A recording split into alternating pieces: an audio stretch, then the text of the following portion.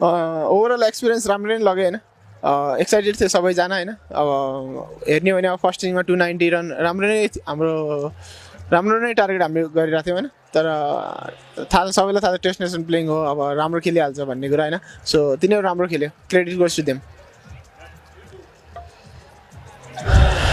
99 रनमा आउट हुनुभयो नि गर्दै हजुर त्यो बेला चाहिँ हजुरको दिमागमा चाहिँ के चलिरहेको थियो त्यो बल खेल्दाखेरि चाहिँ कस्तो के लागिरहेको थियो अनि म त्यस्तो केही पनि फिल भएको थिएन अब 99 भयो पनि 100 भयो पनि अब आसिफले र मैले राम्रो ओपनिङ पार्टनरसिप दिइसकेको थिएँ भन्ने कुरा चाहिँ थियो होइन अब अलिकति नराम्रो चाहिँ लाग्छ होइन अब एक रनले गर्दा 100 मिस भयो भन्ने कुरा लाग्छ कस्तो ओभरअल त्यस्तो केही पनि सोचेको थिएन विकेट कस्तो थियो आजको पिचेस कस्तो थियो विकेट राम्रो थियो बिहानदेखि नै राम्रो खेलिरहेको थियो विकेट झन् त्यसैमा सेकेन्ड इनिङमा झन् राम्रो खेल्यो यहाँ पनि क्राउडको उनीहरूको सपोर्टमा त्यस्तै थियो नेपालको फ्यान्स कतिको मिस भयो अफकोर्स उहाँहरू मिस हुनुहुन्छ होइन अब हामी अब नेपालमा हुँदाखेरि यहाँभन्दा ह्युज नम्बरमा आउनुहुन्छ होइन अब जिम्बाब्वेमा हुँदाखेरि जिम्बाब्वेलाई सपोर्ट गर्ने त्यो जो पनि आउनु नै हुनुहुन्छ होइन त्यो त्यस्तो अब धेरै मिस गरिरहेको थियौँ हामी पनि अपकमिङ म्याचहरूमा चाहिँ कस्तो के छ प्लान स्ट्राटेजीहरू कसरी के छ अब नेक्स्ट म्याच अब युएससँग छ होइन अब युएससँग राम्रो गऱ्यो भने चाहिँ अगाडि सजिलो हुन्छ जस्तो लाग्छ लास्टमा चाहिँ तपाईँको नेपाली फ्यान्सहरूलाई चाहिँ कसरी अब के भन्न चाहनुहुन्छ फेरि लास्टमा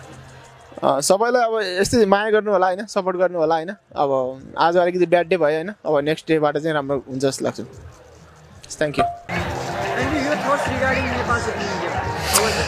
Yeah, look, a massive occasion today. 12.5, maybe 13,000 people here at the Harare Sports Club grounds, and the atmosphere really was like a festival, like a carnival.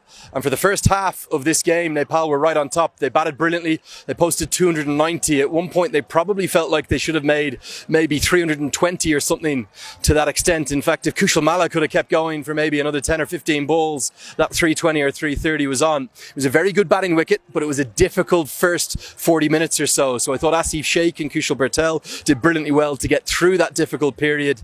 And the way in which that they performed as a whole, I know they'll be disappointed to lose this tournament opener against Zimbabwe, but Zimbabwe were excellent. The way they fought back from the 30th to the 40th over, they kept things really tight, getting those first couple of wickets. It meant that 290 was always probably going to tilt things in the favour of the home side, particularly with that raucous home crowd.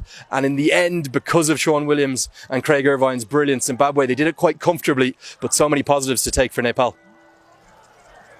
Okay. Will Nepal be disappointed of this game, or they should be proud? Oh, look, I think they should be very proud of this performance today. They've captured the imagination of the world yet again. I was lucky enough to be on call up in the box today with the likes of Ian Bishop and Andy Flower and Carlos Brathwaite, Dirk Nanas et al.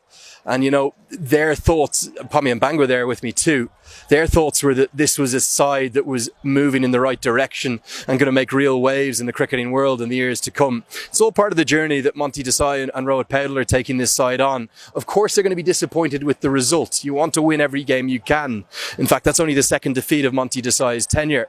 But I think they can really hold their heads high with the way they represented the nation today, the way in which they played with passion and pride and no shortage of skill. And what's more, I think the few things that went against them, they're probably fixable, you know. Probably the fielding was a little bit under par today, particularly by Nepal's standards.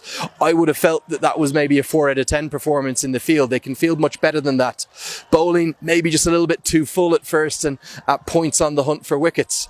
And then the batting right at the death, maybe just not having a clear plan to be able to get up to that 320, 330. So all those things are fixable, and they're fixable very quickly. But they put it up to a very good Zimbabwean bowling attack in difficult conditions. They lost the toss, they were inserted to bat first. And for the first 3.5 hours of this match, I think Zimbabwe's fans, they really thought they were going to maybe go down to an opening defeat.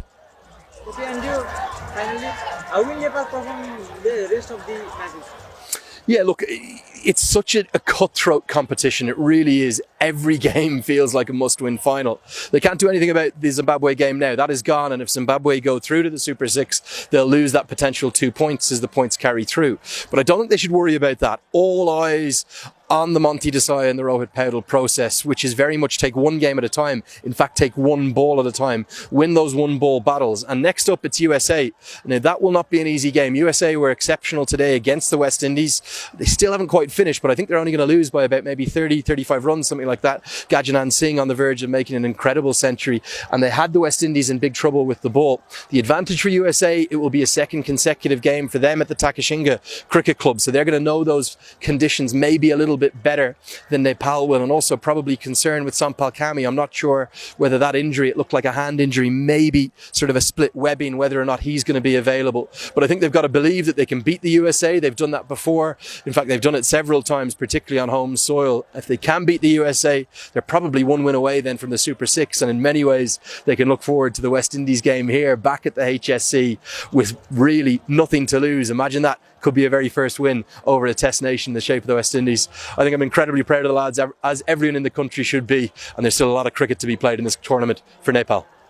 Okay, and last few words for Nepali fans. Yeah, look, I suppose the big thing I'd like to get across. Oh, well, I missed them hugely, and I wish they were here. It was the first time I've seen a full crowd, and they're not chanting for Nepal, they're chanting for the opposition. But I think the Nepal guys enjoyed that as well, and they rose to the occasion. They interacted with them brilliantly.